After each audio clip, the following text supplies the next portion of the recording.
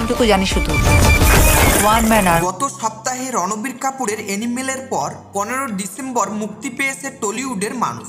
বাংলাদেশে 44টি সিনেমা হলে চলবে সিনেমাটি। চলতি বছরের 24 নভেম্বর ভারতে মুক্তি পেয়েছিল বাংলাদেশি নির্মাতা সঞ্জয় সমদ্দার পরিচালিত মানুষ।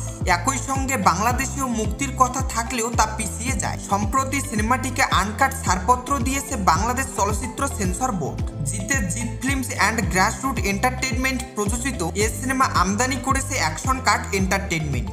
গত সপ্তাহেই সিনেমাটির জন্য তথ্য মন্ত্রণালয়ের অনুমতি পান বলে জানিয়েছেন পরিবেশক প্রতিষ্ঠানটির কর্ণধার অনন্য মামুন। অপরাধমূলক কাহিনী নিয়ে তৈরি হয়েছে মানুষ সিনেমাটি। কেন্দ্রীয় চরিত্রে অভিনয়ের পাশাপাশি সিনেমাটি প্রযোজনা করেছেন পশ্চিমবঙ্গের সুপারস্টার জিৎ। সিনেমাটিতে আরও অভিনয় করেছেন জিতু কমল ও সুস্মিতা প্রমুখ। একটি বিশেষ চরিত্রে অভিনয় করেছেন বিদ্যা সিনহা মিম। এ সিনেমা দিয়েই বড় পর্দায় পরিচালক হিসেবে অভিষেক সঞ্জয় সমদ্দারের। সিনেমাটি মুক্তি প্রসঙ্গে নির্মাতা সঞ্জয় সমদ্দার বলেন, ভারতের পর বাংলাদেশেও মানুষ মুক্তি পাচ্ছে। আপনারা সবসময় আমাকে ভালোবাসা দিয়েছেন। বড় পর্দায় দেখে বলবেন কেমন লাগলো। সব থেকে ডেয়ার ডেভিল অফিসার। এই ঝটকা লাগলো তো।